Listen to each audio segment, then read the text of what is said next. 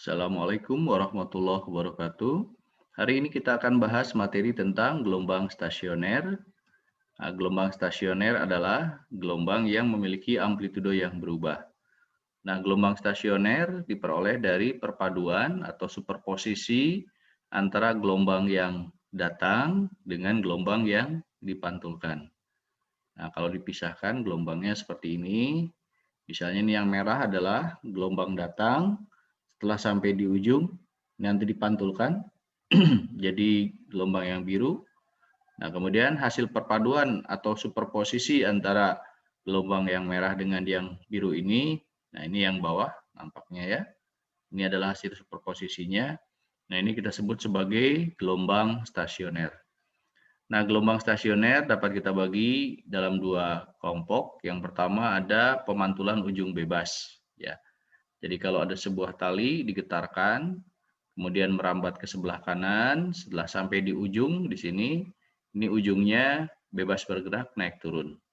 Nah, kemudian dipantulkan ke sebelah kiri. Nah, kalau terus-menerus digetarkan, maka ada gelombang yang datang ke sebelah kanan dan yang dipantulkan ke sebelah kiri akan bertemu di satu titik, ya. Contohnya seperti sebelah kanan ini yang biru adalah gelombang datang. Nah, kemudian nanti dipantulkan balik lagi, maka akan terjadi superposisi atau penjumlahan gelombang yang datang dengan gelombang pantul. Nah, bagaimana penjumlahannya? Kita lihat. Misalkan ini panjang talinya adalah L, lalu ada sebuah titik P di mana gelombang datang dan gelombang pantul bertemu yang berjarak X dari ujung pantul, maka persamaan gelombangnya bisa kita tuliskan seperti ini. Nah, Y1 ini adalah gelombang datangnya, A sin omega T min K L min X, ya. Ini ke sini kan jaraknya L min X. Sementara gelombang pantulnya adalah A sin omega T min K L plus X. Karena dia akan sampai ke sini kemudian dipantulkan lagi sejauh X. Maka jadi L plus X di sini. Kemudian kita jumlahkan. Nah, kita jumlahkan ini Y1 tambah Y2-nya. Nah, kita ingat di persamaan matematis bahwa sin A tambah sin B itu sama dengan 2 sin setengah A tambah B cos setengah A min B. Nah, jadi ini A-nya, kemudian ini adalah B-nya. Oke, kita jumlahkan. Jadi 2A sin setengah. Nah, ini dijumlahkan ya. Kemudian cos setengah, ini dikurangi. Maka diperoleh hasilnya menjadi 2A sin omega T min KL kali cos KX. Atau bisa dituliskan 2A cos KX sin omega T min KL. Nah, yang 2A cos KX adalah amplitudo hasil perpaduan. Nah, jadi hasil perpaduannya, amplitudonya di titik P adalah 2A cos KX. Nah, di dalam gelombang stasioner ada istilah yang disebut dengan simpul dan perut. Nah, ini yang gendut ini perut. Nah, titik pertemuan ini kita sebut sebagai simpul, ya. Nah, di mana letak simpul dan letak perut kita bisa tuliskan dengan persamaan sebagai berikut, ya. Nah, letak simpul itu terjadi ketika cos Kx sama dengan 0. Nah, cos berapa yang nilainya 0? Nah, tentu saja setengah pi, 3/2 pi, 5/2 pi, 7/2 pi, dan seterusnya, ya kan? Ini cos 90 kan 0, ya kan? Nah, sedangkan K sendiri adalah 2 pi per lambda. Nah, 2 pi per lambda kali X.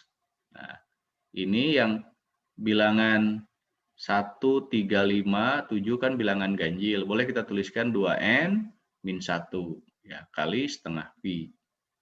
Kemudian nanti pi-nya kita coret ya. Pi-nya dicoret sehingga diperolehlah X sama dengan 2N min 1 per 4 lambda. Jadi X sama dengan 2N min 1 kali 1/4 lambda dengan catatan N-nya dimulai dari angka 1. Ya, 1, 2, 3, 4 dan seterusnya. Nah, jadi ini misalnya simpul ke-1, simpul ke-2, simpul ke-3, simpul ke-4 masukkan ke sini. Ya. Nah, tapi juga ada yang menuliskan di sini mulainya dari angka 0. 0, 1, 2, 3, 4 boleh saja. Nanti di sininya jadi plus, gitu ya. Oke. Nah, jadi letak simpul dari ujung pantul itu akan sama dengan 1/4 lambda, 3/4 lambda, 5/4 lambda, 7/4 lambda, dan seterusnya. Berarti ini simpul pertama dari titik pantul, ini simpul kedua, simpul ketiga, simpul keempat, dan seterusnya. Kemudian letak perut, nah itu terjadi ketika cos Kx-nya plus minus 1 kan di atas dan di bawah. Ya. Nah, cos berapa yang nilainya plus minus 1? Ya, cos 0, cos pi, cos 2pi, cos 3pi, dan seterusnya. Nah, kemudian kita bisa tuliskan K-nya 2pi per lambda ya, kali X, ini sama dengan N-1 kali dengan pi. Nah, N-nya dimulai dari angka 1. Ya, angka 1. Nah, kemudian pi-nya bisa dicoret, maka diperoleh persamaannya X sama dengan N-1 kali setengah lambda. Ya, jangan lupa N-nya dimulai dari angka 1 ya, 1, 2, 3, 4, dan seterusnya. Berarti ini perut ke-1, perut kedua, perut ketiga, keempat, dan seterusnya. Nah, atau bisa kita tuliskan X-nya adalah 0, setengah lambda, lambda, 3/2 lambda, dan seterusnya. Nah, ini adalah letak perut dari ujung pantul.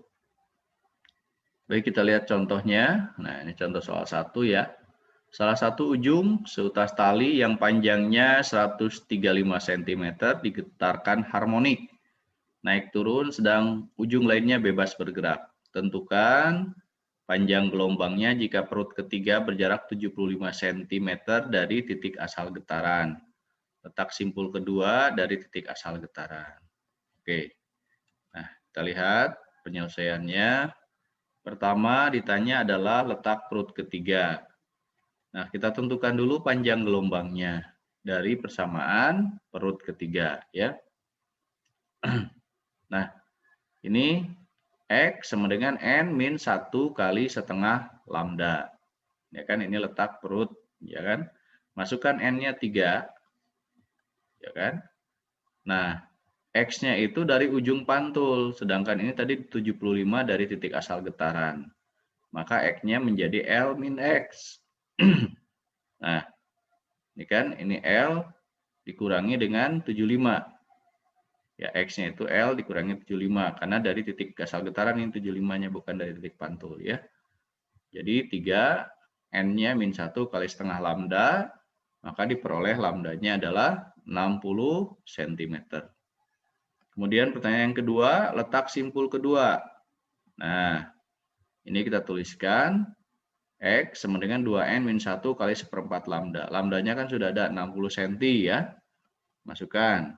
Nah, ini lambdanya ganti, N-nya 2, maka diperoleh nilai X-nya adalah 45 cm. Nah, 45 cm itu adalah dari titik pantul. Ditanya dari titik asal getaran. Kalau dari titik asal getaran berarti L min X. Ya, 135 dikurangi 45, jadi 90 cm. Ini persamaannya kita lihat, soal simak UI ya. 12 cos pi X sin pi per 4T. Y-nya dalam sentimeter, X dalam meter, dan T dalam detik. Pernyataan yang benar adalah, nah, ini talinya ujung bebas atau ujung terikat. Nah, kita lihat di sini. Ada cos pi X. Nah, ya, cos pi X. Nah, kalau X-nya itu dalam bentuk cos pi X seperti ini, berarti ini adalah ujung bebas. Ya. Nah, karena kan persamaan tadi 2A cos Kx sin omega T atau omega T min KL. Ya. Nah, kemudian berikutnya amplitudonya. Amplitudonya adalah 12 cos pi X. Masukkan ini 0,25 nih. Ini kan dari ujung pantul ya. X-nya 0,25. Maka diperoleh cos 1/4 pi kan setengah akar 2 ya, cos 45 derajat. Maka diperoleh menjadi 6 akar 2. Oke. Pernyataan yang kedua juga benar. Yang ketiga, letak perut kedua dari ujung bebas. Nah, letak perut kedua, cari dulu lambdanya ya. Lambdanya kan 2pi per lambda sama dengan K. Nah, K-nya ini pi kan. Ini kan Kx ya. Dapat lambdanya 2 meter. Letak perutnya adalah N-1 kali setengah lambda. Masukkan N-nya perut kedua 2. Lambdanya juga 2. Maka diperoleh X-nya adalah 1 meter. Kemudian cepat rambat, itu tinggal omega dibagi dengan K. Omeganya kan pi per 4 ya. Ini omega T. Pi per 4 dibagi dengan K-nya adalah pi, maka diperoleh 1/4 atau 0,25 meter per sekon. Jadi berarti semuanya benar. Jawabannya E kalau semuanya benar ya. 1, 2, 3, 4 benar, itu adalah E. Kemudian ini soal SPMB tahun 2002. Ya. Ini ada gelombang stasioner, ujung bebas, ya kan, pantulannya. Simpul ke-10 berjarak 1,52 dari ujung bebas. Berarti dari ujung pantulnya. Frekuensinya 50 Hz, maka cepat rambat gelombangnya berapa? Nanti kita tuliskan dulu rumus simpul ke-10. Ya. Nah, letak simpul ke-10. Ini rumus letak simpul kan? X 2N min 1 kali 1/4 lambda. Kemudian kita bisa tuliskan X-nya 1,52 meter. Ya, N-nya simpul ke-10, berarti N-nya 10. Nah, dari sini kita akan dapatkan nilai lambdanya. Maka diperoleh lambdanya 0,32 meter. Cepat rambat, itu rumusnya V sama dengan lambda kali F. F-nya kan sudah ada 50 Hz. Jadi 0,32 kali 50 diperoleh 16 meter per sekon. Ya, berikutnya adalah gelombang stasioner pemantulan ujung tetap. Jadi gelombang merambat dari sebelah kanan pada tali. Nah, ujung talinya tidak bebas bergerak tapi tetap ya, terikat di sini kuat. Lalu kemudian dipantulkan balik lagi. Sehingga ketika gelombang datang, nanti dipantulkan lagi dengan ini ada lompatan setengah gelombang ya. Nah, jadi perbedaannya di situ. Nah, ini kalau digambarkan jadi sebelah kanan seperti ini. Ya, ini gelombang datang, ini gelombang pantul. Kalau panjang talinya adalah L, kemudian letak titik P, dari ujung pantulnya adalah X. Nah, persamaan gelombangnya kita tuliskan untuk Y1 simpangannya, gelombang datang. Y2 adalah gelombang pantulnya. Kemudian kita jumlahkan Y1 tambah Y2. Nah, ini karena minus, jadi pengurangan ya. Ini lompat setengah gelombang atau setengah fase. Maka dengan menggunakan rumus matematika sin A min sin B adalah 2 cos setengah A tambah B ya. Sin setengah A min B. Nah, ini jadi ditambah kemudian di sini dikurang. Nah, tapi di sini cos dulu baru di sininya sin ya. Sehingga diperolehlah ini kalau ditambahkan kemudian kali setengah jadi omega T min KL. Yang sebelah kanan dikurangi kali setengah menjadi sin KX. Ya. Sehingga persamaannya bisa ditulis menjadi 2A sin KX cos omega T min KL. Nah, amplitudonya adalah 2A sin KX. Nah, di titik P ya. Jadi AP 2A sin KX. Nah, kemudian untuk letak simpul dan letak perut bisa kita tuliskan seperti ini. Letak simpul terjadi ketika sin KX-nya sama dengan 0. Berarti KX-nya sama dengan 0, V, 2Pi, 3Pi, dan seterusnya. K-nya 2Pi per lambda. Ya. Kemudian, jadi ini N-1 kali V. Yang ini ya, N-nya dimulai dari angka 1.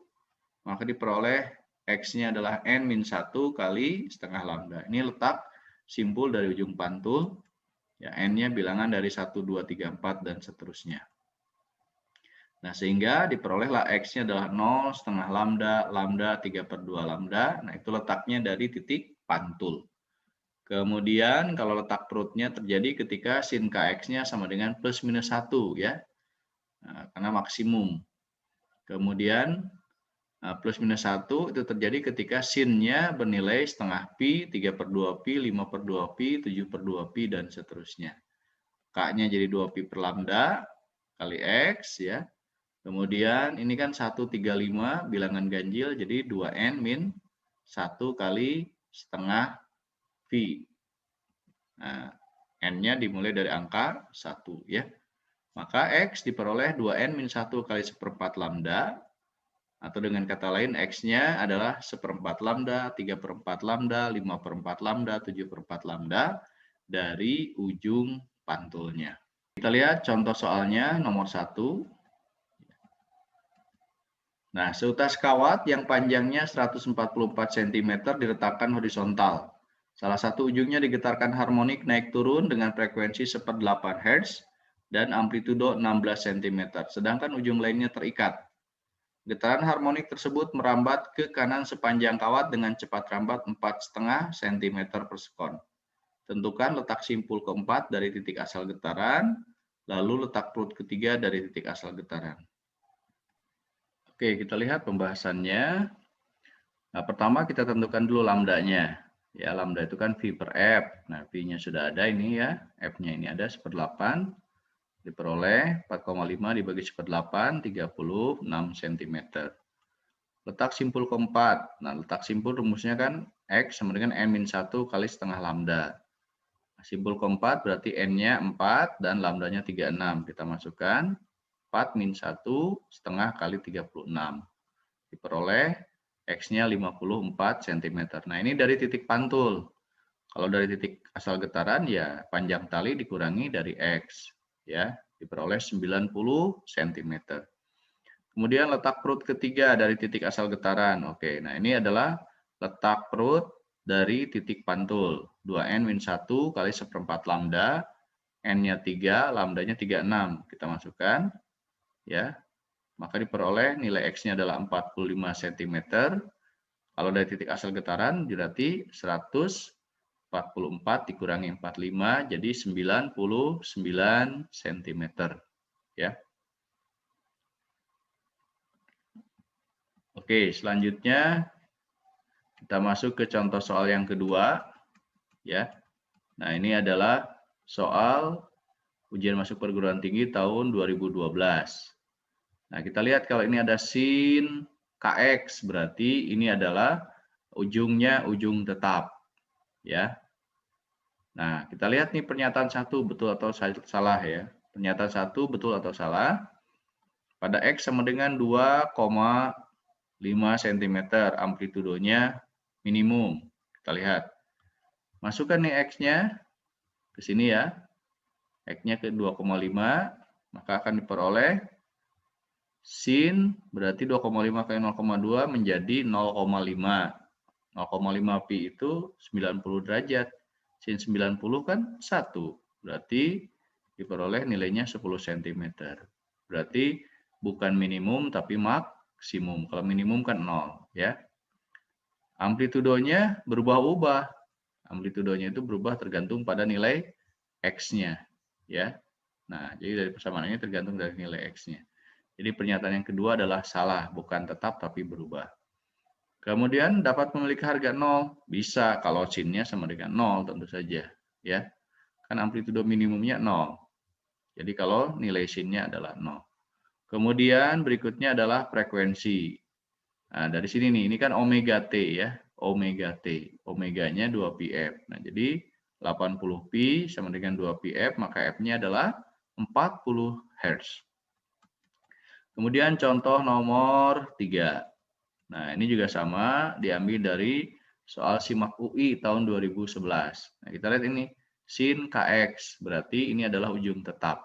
Nah, jadi pernyataan 1 benar ya, karena bentuknya sin KX. Ya. Kemudian cepat rambat. Cepat rambat tinggal omega dibagi dengan K. Ingat omega yang nempel dengan T. Nah, ini kan omega T.